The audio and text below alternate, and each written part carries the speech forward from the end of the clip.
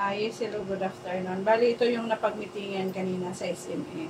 Bali kami ni Mayla yung attendees. Walang may diop sa atin ngayon at absent. Store delivery natin every Wednesday via Philippine Rapid. Pero, yun, Philippine Rapid. Bali, yung warehouse request for inventory, yung dry fit, neon green at saka dry fit aqua blue, which is wala na tayong stock since pour out na siya. Wala naman na-discuss na item for allocation at saka slow moving. Then, sa website, wala din na-discuss. Pero dun sa Sublet Central, di ba, mayroon lang sila in-update yung sa Sublet Central. ROM sa Sibreply, na-discuss na kasi yan nung last SMM, yung ultrasonic. Mayroon na kasi tayo ngayon isang machine yung parang pag mga towel, mga towel, banner. Yung may design na siya sa dulo. Bali, panoorin nyo na lang para in case na maka-encounter kayo ng ganong inquiry, may nasasagot kayo. Audit, wala naman silang naging ratings. Sa OLM, sa TIT, ang naka-promote na ito, yung special polo at saka yung cups. Yung special polo pre-dated printing at saka yung cups start at 75. Sa ads and promo, yung mall posting, bali yung pina-edit ko sa'yo, isisend ko na lang yung kay yung sa marketing. Yung sa yung IB. Bali, magpapapost tayo ng 5 para sa pang-Christmas. Sa tricycle, bali, waiting lang naman tayo ng papadala ni Jigo, which is may baba kong request at 12. Sa streamer, bali 7. Sticker for installation ng sample, yung 14. Bali, 11 lang yung existing natin. Sa treasury, may na-encounter na refund. Ang nung cost ng refund, hindi approve sa may-ari or boss ang fabric ng towel, pero approve sa kausap. Iba yung pumunta na process, approve, go. Tapos, biglang nung kailan sinampulan na okay na lahat ng item, kapag full payment na, saka sasabihin na cancel. Para maiwasan to, anong dapat gawin dito? Yung dapat meron sila proper coordination. Tapos, yun. tawag yun. Huwag mo naman tanggapin yung order pag Kagaya ng customer mo yon, yung sa t-shirt, yung nirefund na mabuti hindi pa na-input, yung try go signal na lang sa GC nila na guna, tapos biglang kapag may isang ikaw dyan, sa tingin mo, para may iwasan. Yung sample na meron na tayo. Yun yung panlaban natin sakali man mag-refund sila. In additional, Mike? Dapat po, yung sample, i-make sure na masel talaga dun sa talagang nakapagawa. Para Yun nga. Dapat, di ba, kaya nga tayo may mga work order. Tapos before tanggapin yung bayad, before natin ipa-full payment, i-make sure muna na approve sa lahat. Kasi parehas ng scenario, biglang naging ma-apply yung isang team member, which is na-experience natin yun. Ang maganda doon, kung kailangan mag-handwritten na there's no cancellation, kasi pabasa nyo itong rules natin dito na pag once na work order na natabi na natin yung mga damit, prepare na natin, nakapag-sample na, ipabasa nyo na no cancellation. At saka kung refund, hindi tayo pwede mag-refund once na process na. Kasi parehas nung senaryo sa'yo, Arlene, ang nilalaban yung isang na hindi pa naman ngayong araw lang. Pero hindi nila inintindi kasi may mga customer na yung is mind sila na customers always right. Yun ang parang ini-implement niya na dapat tama sila lagi, which is hindi lagi naman tama ang customer. Ang nangyari nung, di ba, narinig nyo naman yung usap na niya ngayon lang naman daw. Hindi niya inintindi, which is in-explain naman natin na nakapag-report na nilabas na sa warehouse natin yung stock, ganyan, na work order niya. Pero, ayun, para na lang hindi umaba yung usapan kaysa kung ano pa masabi. Umayag na lang tayo since wala naman siya. Wala pa naman, hindi pa na-input sa system. Pero, para maiwasan yun, pag maganyan marami, di ba minsan mga customer natin, grupo-grupo sila. Parang tulog. Tapos para maiwasan na lang natin yung ganong senaryo na refund, mas maganda pa intindi natin ng maayos sa kanila kasi minsan nakakaroon din lang ng miscommunication. And then may na-encounter din na complaint ng ibang store, which is hindi lang nangyayari sa atin. Nabutan ni customer na tinatastas ang bogda sa jacket, which is yung jacket, sariling jacket ni customer. At matigal siya bigyan ng feedback, hindi nagustuhan ng sol. Para maiwasan to, anong gagawin mo ila?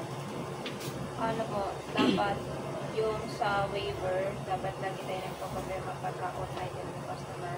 Or dapat lagi natin bigyan ng update si customer about dun sa order niya. Or tsaka dapat pagka ganon, hindi natin iniiwanan yung problema. Dapat kung Solusyonan. maaari lahat. Kung makapagbigay ng solusyon lahat, mas maganda. Kasi ang nangyari nito, nakailang pabalik-balik na si customer, hindi pa tapos. Kasi ang nangyari naman, nagka-troubleshooting yung machine, yung embroidery. Tapos kaso nakita ni customer na binabaklas yung kahit nakailang beses. Tapos, iyon. Tapos biglang pagbalik ni customer, nakailang balik si customer, nung last na pagbalik, yung kausap niyang operator, wala. Dalawang oras siya ata umalis.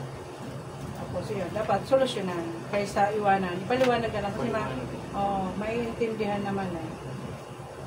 Yun, iwasan na lang natin yung tatalikuran natin na which is wala naman nangyayari sa atin. Sana hindi, walang ganun.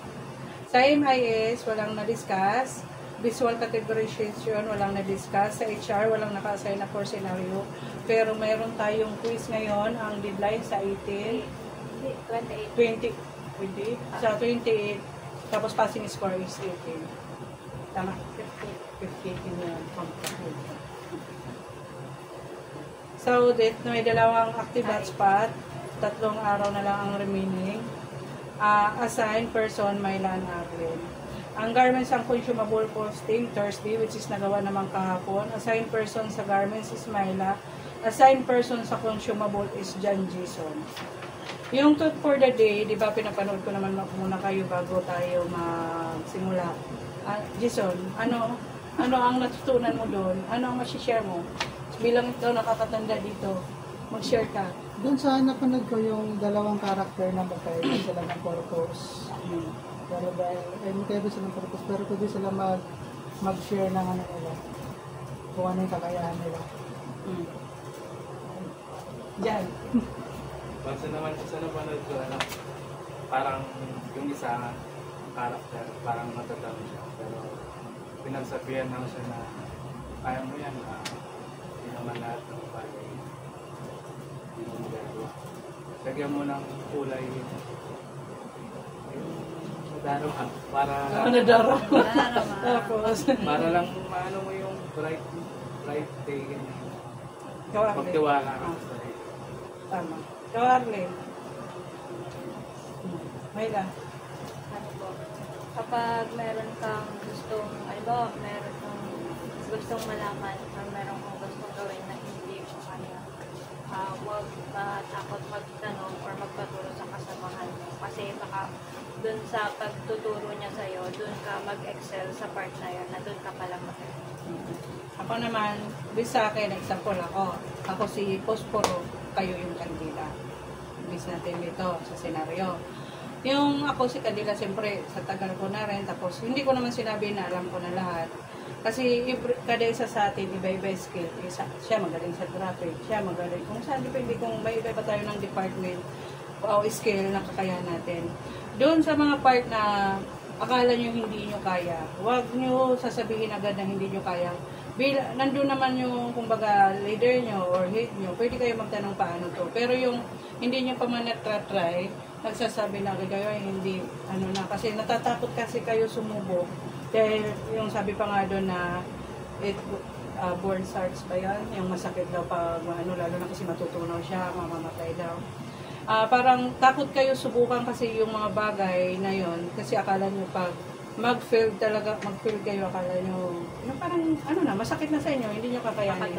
Lahat naman tayo, nagsisimula lahat ng success nga is from failure. Kasi hindi matuturing na success yung kung walang failure. Tapos yung about naman doon sa kasi malay mo may alam ka na hindi ko alam. May alam kayo na hindi ko alam. Parang yung sabi ni Jason na yung parang may collaboration din tayo na magtulungan tayo kung saan ka maliwanag, kung saan ka magaling. Ituro mo.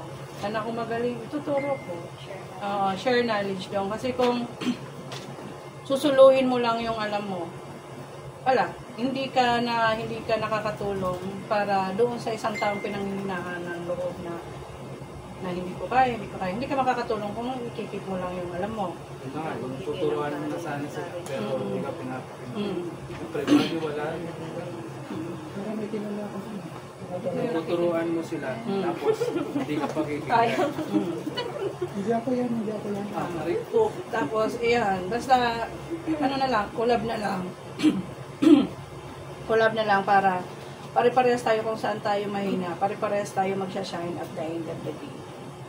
Kasi isa lang naman yung goal natin is pumuta, ma-maintain natin maayos, peaceful yung work natin at productive. Tapos, isa pa doon, yung hindi lang naman tayo team dito para na rin tayo yung pamilya. That's all. Thank you. Family is love.